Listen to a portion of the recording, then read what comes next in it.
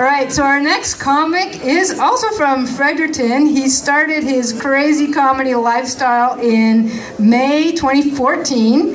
He's got Testiculare del Comedy. Let's give a quispam sis welcome to Mr. Vince Hoben.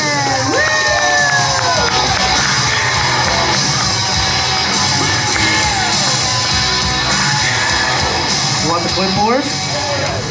She's diagramming hockey plays in the green room between. She knows the neutral zone trap inside out. All right, guys. April 2nd, comedy. How we feeling? Good. I think spring is here, and it seems like only a couple of months ago I was making the New Year's resolution. You know, the one we all make. You got to eat healthy. You got to start exercising. It's been going all right for me. I went from a B cup to these modest little A cups. Now I'm enjoying all the benefits of having smaller breasts. I'm not getting catcalled by construction workers anymore. People are looking in my eyes when they talk to me. I don't have to wear 2 sports bras to go for a jog. But the eating healthy part is hard. I feel like everyone's gonna tell you, like, this food is healthy, someone else says it won't. Like, I'll be sitting down to lunch and my buddy who goes to the gym will be like, Vince, yogurt and granola is just carbs and sugar. If you're gonna eat that, just have a donut. And I was like, well, I love donuts. But I don't think he meant it like that. See, I can take my dad's healthy eating advice. My dad would think he was eating healthy when he just put out his cigarette before he ate roast beef and gravy. Of course, I can't have donuts or gravy, you know, because of the gluten. I know a lot of people say they're allergic to gluten and hardly anyone really is, but every time I eat a whole pizza and a meatball sub, my stomach just doesn't feel right. And getting tired of having sex with my shirt on. Now, that doesn't have anything to do with my weight. I just like a girl to know me a little bit before she sees my Nazi tattoos. It's only getting worse, guys. So, yeah, costume parties, another place you want a tight body. The last costume party I went to, the girl that my friend has a crush on was dressed as Hitler. And he said, I don't care if she's dressed as Hitler or not. I'd still bang her. And I was like, you know what, man? Bad news. I did bang her. And I actually didn't realize it wasn't Hitler until after I came. But like these costume parties, I mean, like, they might as well just call them selfie parties at this point. Anytime anybody gets a little dressed up, it's all just selfie, selfie, selfie. They got these selfie sticks now. Have you seen this? You put your phone on the end of the thing and take a picture. I mean, I just don't understand how it took 40,000 years for mankind to invent the iPhone, but the invention for a better selfie is a stick. Like, isn't that the first invention?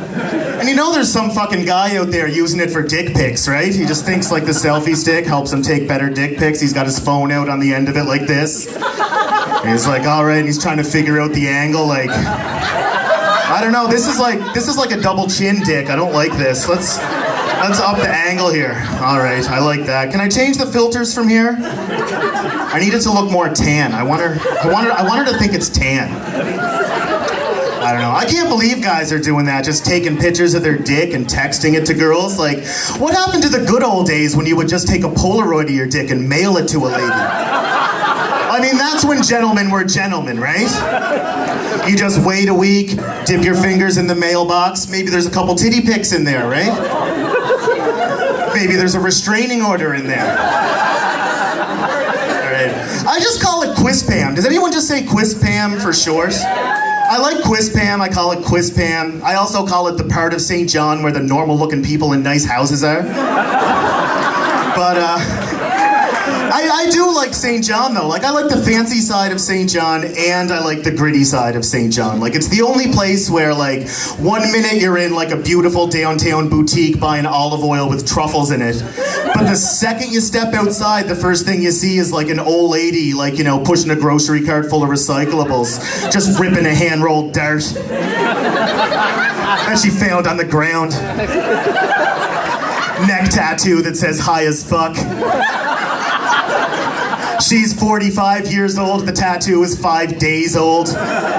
She's still like dabbing it with cleaner to make sure it heals right.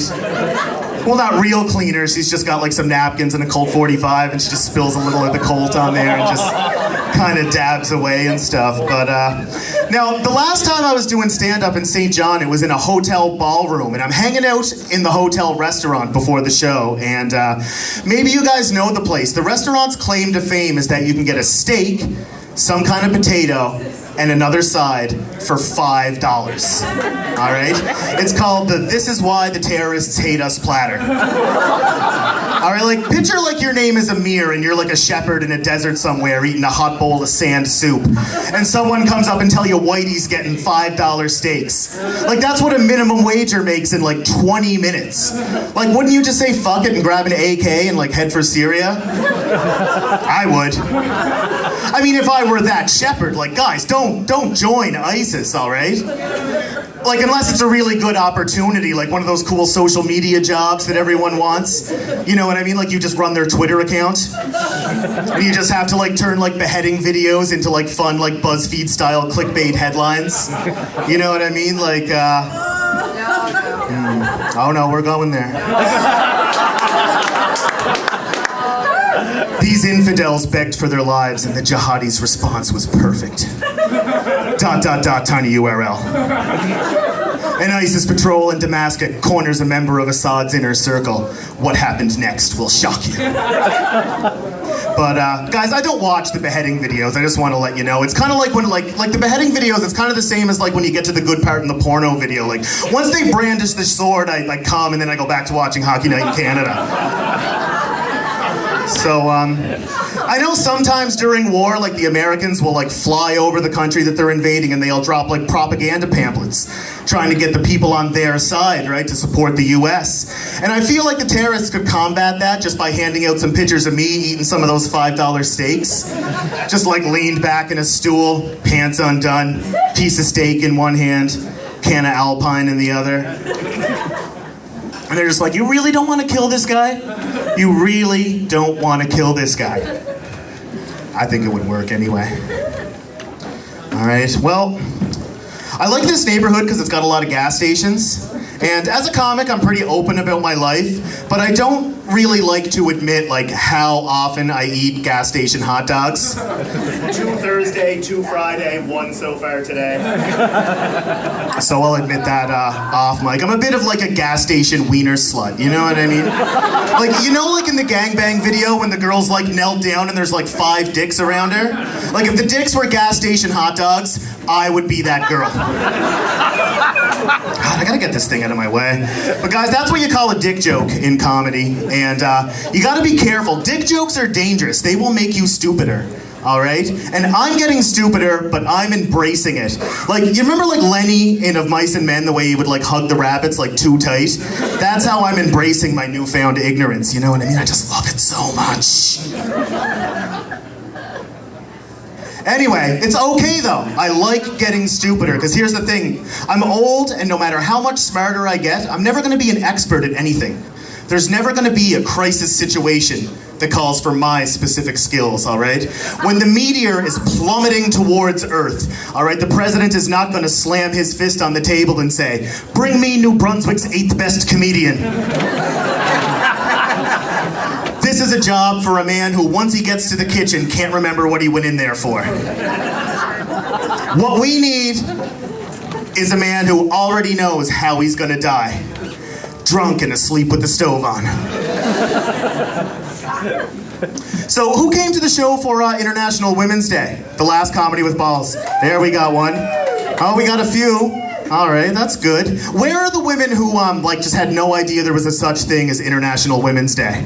Oh, there's my girls. Oh, I love you guys. But no, in honor of International Women's Day, I am just going to take a second to talk about the woman who impressed me the most in the last year. It's Bill Cosby's wife, Camille. She is sticking by him, you guys. She believes he's innocent, will not hear a bad word about him. He says he didn't drug anybody, and she believes him. My girlfriend doesn't believe me when I say I locked the back door before I came to bed. All right, like, she's more loyal than a homeless guy's dog. All right, like, her commitment to her marriage is like a jihadi's commitment to suicide bombing. Like a jihadi's commitment to Allah. It's very special. I feel like if I met her, I would just be like, Camille, do you have like a niece your age? is a lot like you, that I could like hang out with. Just, you know, trusting, kind of stupid, doesn't ask a lot of questions. Because I'll put a ring on that, like, instantaneously. So, I was doing these jokes the other night, and my friend just said, Vince, like, all you're doing is picking on women. What do you think, you're so manly or something? And I was like, well, not really. And he's like, well, if you want to know how manly you are, just imagine who you would be in prison. And I was like, oh, shit. Guys, I can't go to prison. I can't fight. I can't defend myself. Like, my strategy to not end up as someone's prison girlfriend would just be to give, like, a terrible blowjob. Like, my prison yard nickname would be Vinny the Teeth. You know, after a few years, you know what I mean? Some of the older prisoners cycle out, new ones come in. I start telling them it's because I bit a guy's nose off. And my friend was like, well, that's all well and fine, Vince, but still, like, most of your jokes just seem to be just racism, sexism, and homophobia. And I was like, look, man, that's not me. That's just a character that I play. In real life, I'm really only a little bit those things. That's my time, guys. You guys have been great. Thanks so much.